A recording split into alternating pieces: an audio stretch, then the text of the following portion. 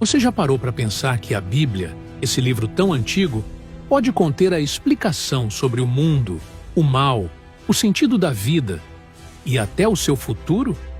Já tentou ler e parou em Gênesis? Já ouviu falar de Davi, Moisés, Apocalipse, mas nunca entendeu como tudo se conecta? Então segura isso. A Bíblia não é uma coleção de histórias soltas. Ela é uma única narrativa, com começo, meio e fim. Uma história real, com guerras, traições, milagres, promessas, juízo, restauração. E no centro de tudo, um plano, o plano de salvação. Neste vídeo, você vai finalmente entender a Bíblia inteira, de Gênesis ao Apocalipse, explicada de forma clara, profunda e em ordem cronológica. Você vai descobrir por que Deus criou o mundo, como tudo deu errado, o que a cruz realmente significa e o que ainda está por vir. Se você nunca entendeu a Bíblia, ou até se acha que já entendeu, assista até o fim, porque essa história é sobre você. E depois de hoje, você nunca mais vai olhar para a Bíblia, nem para a sua vida, do mesmo jeito. No princípio, só havia Deus. Não havia tempo. Não havia dor. Não havia escuridão. Apenas um Deus eterno, perfeito e cheio de amor. E então, Deus falou: haja luz. E a luz brilhou. Com sua voz, ele criou tudo o que existe: os céus, a terra, os oceanos, as estrelas, os animais. E por fim, o ápice da criação, o ser humano. Adão e Eva foram criados à imagem de Deus, com liberdade, propósito e intimidade com o Criador. Eles andavam com Deus. Não havia culpa, medo ou morte. Mas o amor só é verdadeiro quando existe escolha. E Deus deu uma árvore, um limite, um teste de confiança. A serpente, símbolo do inimigo, mentiu. Disse que o homem podia ser como Deus, sem Deus. E Adão e Eva desobedeceram. O pecado entrou. A relação foi quebrada. A terra amaldiçoada. E o ser humano expulso do jardim. Mas Deus não desistiu. Mesmo na queda, ele declarou uma promessa: da descendência da mulher nascerá um que esmagará a cabeça da serpente.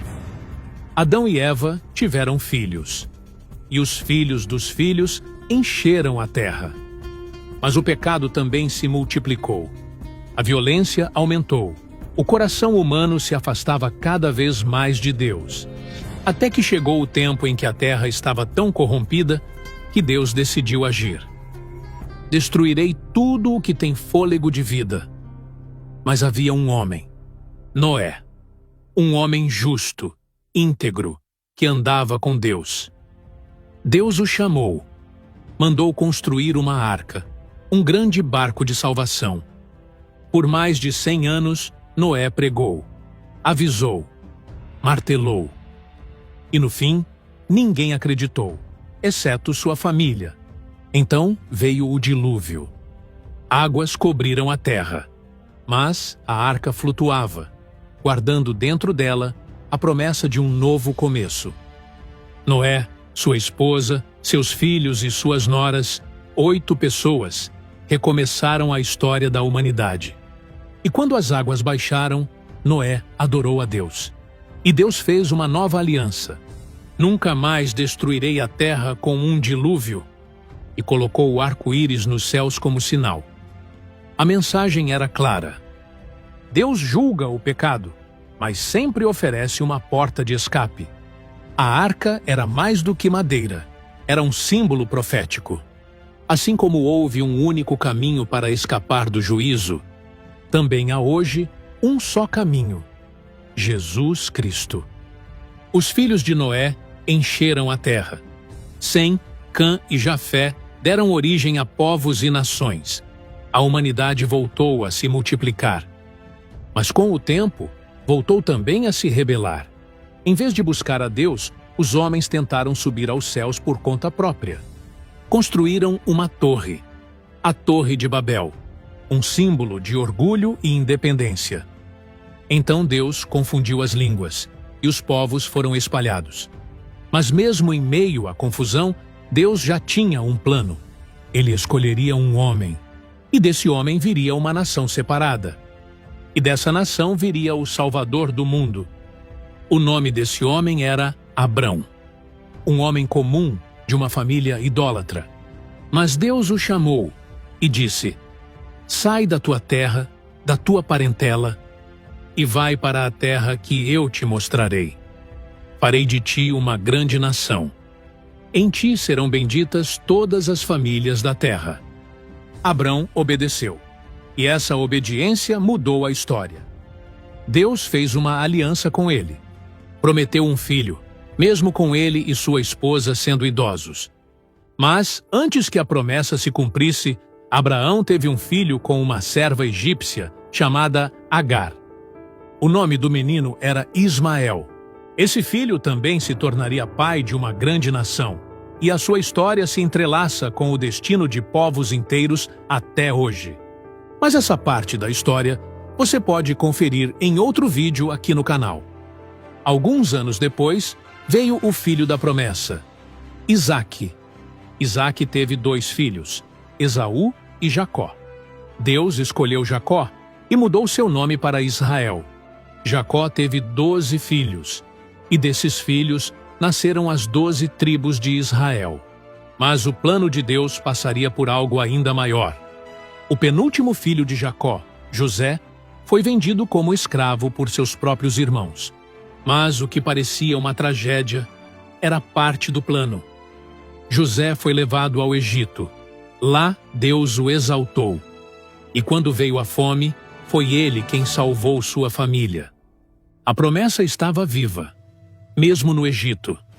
Mesmo em meio à escravidão que viria depois, Deus estava conduzindo tudo para o cumprimento de sua aliança. O tempo passou.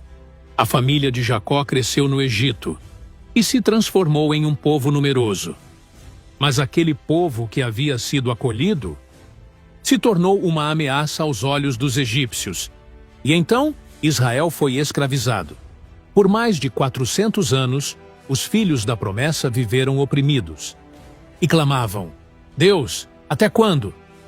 Deus ouviu e respondeu com um libertador, Moisés. Moisés havia sido criado no palácio de Faraó, mas Deus o chamou do deserto para uma missão impossível. Vá ao Faraó e diga: deixa o meu povo ir. Faraó resistiu. Deus enviou pragas, uma a uma, até que o Egito se dobrou. Na última noite, Deus deu instruções claras. Cada família deveria sacrificar um cordeiro e marcar os umbrais das portas com seu sangue. Quando eu vir o sangue, passarei por cima. Nascia ali a Páscoa. E naquela madrugada, o povo de Deus foi liberto. Mas o inimigo não desistiu. Faraó perseguiu os hebreus até o mar. Foi então que Deus abriu o impossível. O mar vermelho se abriu. O povo passou a seco. O exército egípcio foi destruído. Deus havia vencido. No deserto, Deus guiou seu povo com nuvem de dia e fogo à noite. E no Monte Sinai, ele fez uma aliança. Deus entregou as tábuas da lei, 10 mandamentos que mostravam o que é justo, santo e bom. Mas também revelavam algo mais profundo. O coração humano estava manchado pelo pecado. O povo murmurava, desobedecia, se rebelava. Mesmo vendo milagres, seus corações eram duros. Foi então que Deus instituiu o tabernáculo, um lugar de adoração, com sacrifícios diários. Ali, o pecado era coberto, mas não removido. Era apenas uma sombra, um sinal. O sangue de animais não podia limpar de verdade, mas tudo apontava para o que viria. Um sacrifício perfeito. Um cordeiro sem defeito. Deus estava ensinando o povo que só há salvação por meio do sangue e que a libertação externa era só o começo.